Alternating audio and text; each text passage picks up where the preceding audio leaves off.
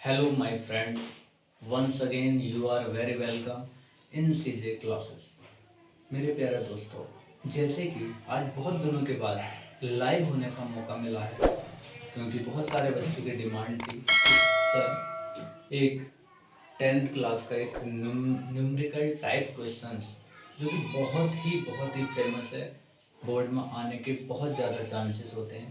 तो इसका सत्यापन अवतल दर्पण के लिए सूत्र 1/f बराबर 1/v प्लस 1/u का सत्यापन। तो इसे बिल्कुल सिंपल और आसान तरीके से पूरा समझते हैं और आप लोग बिल्कुल धैर्य के साथ तैयारी में जुट जाइए। आपके बोर्ड की परीक्षाएं शुरू होने ही वाली हैं, तो आप सभी को ऑल द बेस्ट। और आइए शुरू करते हैं। इस प्यारे बच्चों ये बहुत ही इंपॉर्टेंट है, इसलिए बिल्कुल ध्यान से देखें। सबसे पहले आपको एक अवतल दर्पण बनाना है। अवतल दर्पण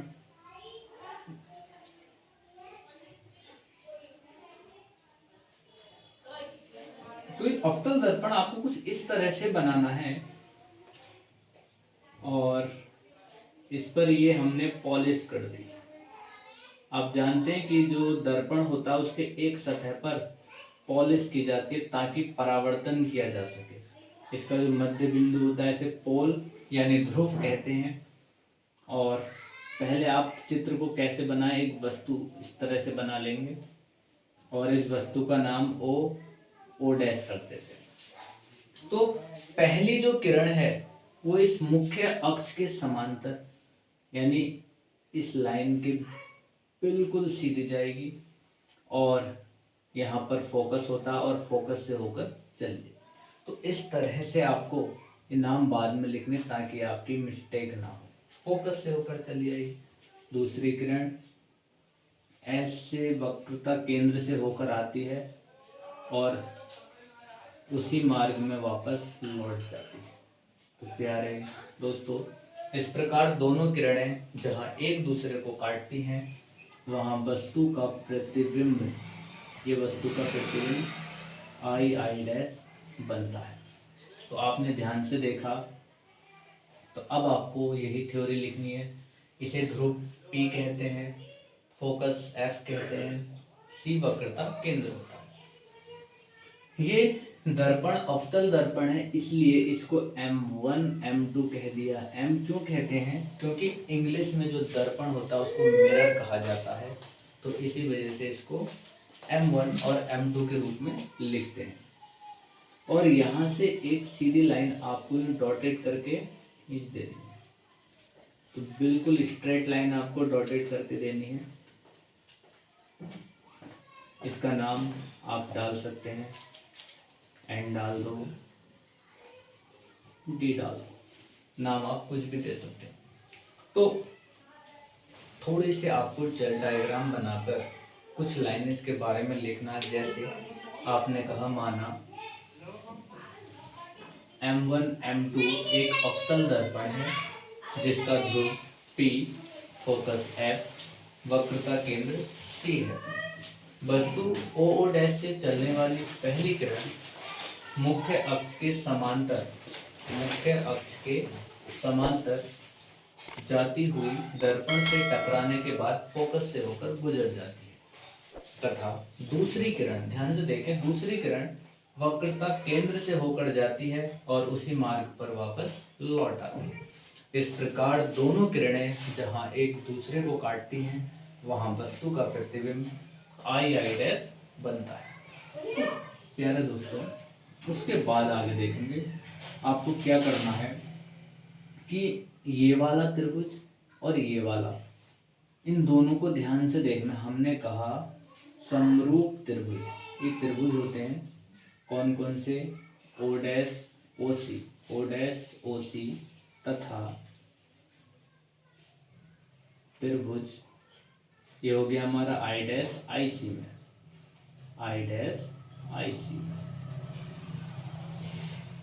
तो इसमें अगर आप ध्यान से देखें तो पहली जो स्ट्रेट लाइन है यानी ओ डैश बटे जो नीचे को लाइन जा रही, एरो जा रहा है, तो इसी को कहेंगे आई डैश बराबर होगा क्योंकि पहले ओ डैश वाली लाइन को लिखा तो इसके बीच की दूरी को पहले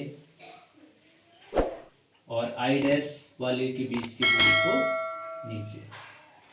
तो इस तरह से ये हो गया ओ डैश बटे आई डैश बराबर ओ सी लिख दो या चाहे सी ओ लिख दो, बात एक ही होती है। तो ओ सी बटे सी आई, ये क्वेश्चन नंबर फर्स्ट। इसी तरह से अब आपको इधर का देखना है, ये वाली लाइन ये बिल्कुल स्ट्रेट लाइन होती है। तो हमने कहा त्रिभुज डी एन एफ तथा त्रिभुज F I I dash, F I dash में, तो इन दोनों में ध्यान से देखो, फिर से वही बात भाई, एन और डी बटे आई डैश, जो स्ट्रेट लाइनों से ऊपर और प्रतिबिंब वाली लाइन को नीचे, बराबर इनके बीच का गैप एफ एन बटे एफ आई। इतनी बात आपको पता होनी चाहिए। यहाँ पर ध्यान से देखोगे तो आप कह सकते हो चूंकि जो ये एफ एन है, ध्यान से एन डी को ध्यान से देखो, तो ये एन डी क्या है, ये एन डी हमारी वस्तु के बराबर है और वस्तु की तरह ही लंबवत भी है।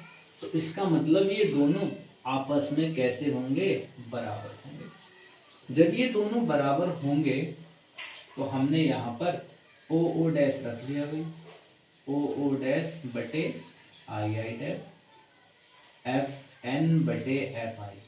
क्योंकि जो अवतल दर्पण होता है इसमें सारी दूरियां, जितनी भी दूरियां को हम नापते हैं, उनका जो सेंटर पॉइंट होता है उसे ध्रुव कहते हैं, यानी पोल कहते हैं। तो P से नापते हैं। जब P से नापते हैं तो इसलिए ये जो बड़े साइज के रूप में हम इसको देखते हैं, तो N और P आपस में बहुत पास में होते हैं। तो जब ये बहुत पास होते हैं तो हमने लिख दिया चूंकि NP के बहुत पास है, बहुत पास है। जब बहुत पास है तो इसका मतलब N के स्थान पर P को लिख दो। तो भाई N हटा दो यहां से और इसकी जगह क्या लिख दोगे, P। तो ये सेम रहेगा, तो इसकी जगह हो जाएगा F P upon F I, और इसको समीकरण नंबर 2 कह दिया। अब समीकरण 1 और 2 को ध्यान से देखो। हमने कहा समीकरण 1 व 2 से, जब 1 और 2 को ध्यान से देखोगे तो इसकी लेफ्ट हैंड साइड और इसकी लेफ्ट हैंड साइड सेम होती है, तो ये दोनों कैंसिल हो गए और ये वाली साइडें भी इक्वल होती हैं। तो ओ सी अपॉन सी आई बराबर हो जाएगा F P upon F I. ये समीकरण नंबर 3।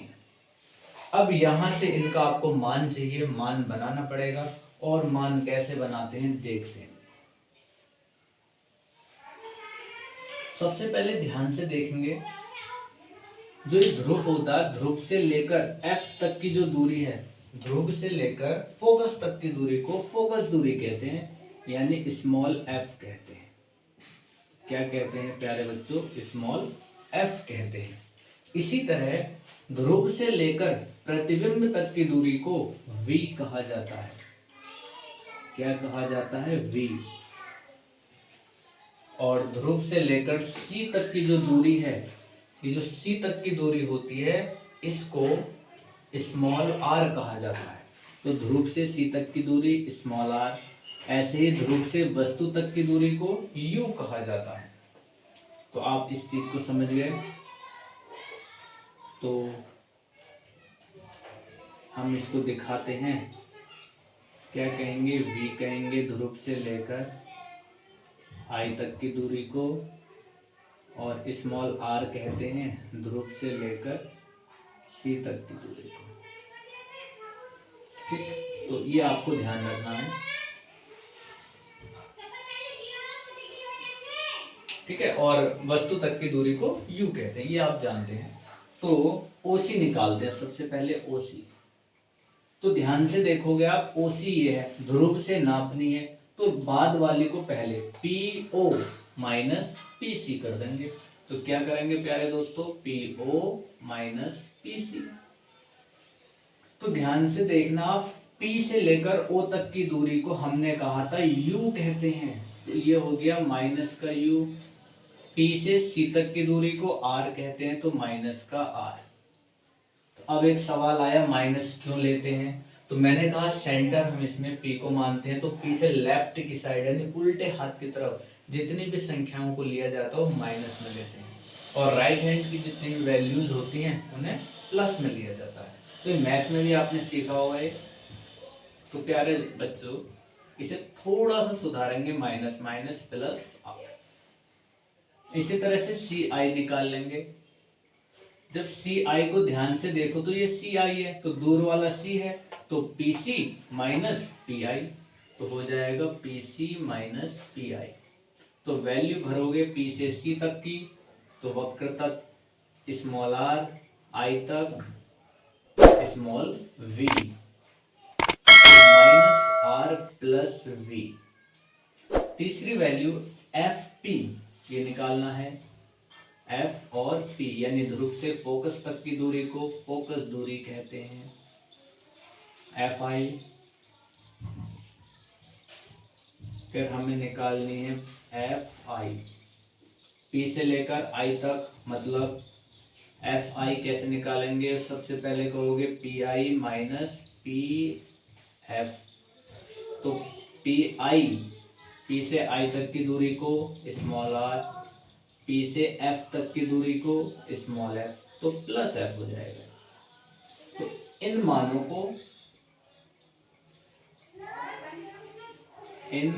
को समीकरण 3 में रखने पर, तो भाई जो ये मान हमने बनाए इन्हें उठा के समीकरण 3 में रख देते हैं। देखो ओसी, अगर हम ओसी को देखें तो ओसी है minus U plus R. C I का मान हो गया माइनस आर प्लस वी, बराबर F P minus F, F I minus R plus F. यहां से क्रॉस मल्टीप्लाई करेंगे, जैसे माइनस यू प्लस आर और माइनस आर प्लस एफ बराबर माइनस एफ, और ब्रैकेट में आ जाएगा माइनस आर प्लस वी। अब अंदर मल्टीप्लाई कैसे करते हैं आप ध्यान से देखो, जो u है इस u की मल्टीप्लाई v से करोगे तो ये बन जाएगा प्लस का uv। इस u की मल्टीप्लाई आगे f से करोगे तो माइनस का uf। ऐसे r की करोगे तो माइनस का rv, r की f से करोगे प्लस का rf। f की अंदर करेंगे तो fr, अंदर की जाएगी तो माइनस fv, fr से fr कैंसिल। जब ये कैंसिल हो जाएगा तो माइनस एक तरफ प्लस एक तरफ, तो ध्यान से देखेंगे यहाँ uv प्लस का है और यहाँ से प्लस का fv ले लिया, बराबर सब उधर भेज दे, ufv प्लस का rvv प्लस का। तो अब यहाँ से r को गायब करने के लिए r का सूत्र होता है कि वक्रता, त्रिज्या तथा फोकस दूरी में संबंध, और वो संबंध क्या होता है? f बराबर r/2। तो f बराबर r/2, यानी यूं कहें इस r को गायब करना है। हम जानते हैं f बराबर r/2, तो यहाँ से r बराबर हो जाएगा 2f। तो बस इस मान को उठाकर r में रख दो, तो uv प्लस fv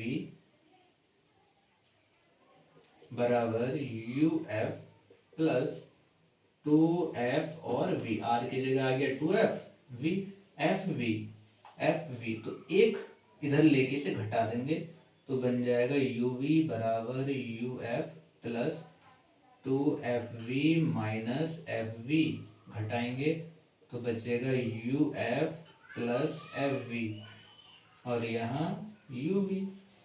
अब लिख दिया, दोनों ओर UVF से भाग करने पर, तो जब हम भाग करेंगे तो ध्यान से देखें आप, UV बटे UVF, UF बटे UVF, FV बटे UVF। तो U से U कैंसिल, V से V कैंसिल, U से U कैंसिल, F से F कैंसिल, F से F, V से V। तो प्यारे बच्चों क्या बचा, 1/F बराबर 1/V प्लस 1/U। और यही हमें क्या करना था, सॉल्व करना था, प्रूव दो। तो बिल्कुल आसान क्वेश्चन था, यूँ कहें कि बहुत ही इम्पोर्टेंट क्वेश्चन है, आने वाला बोर्ड में क्वेश्चन है।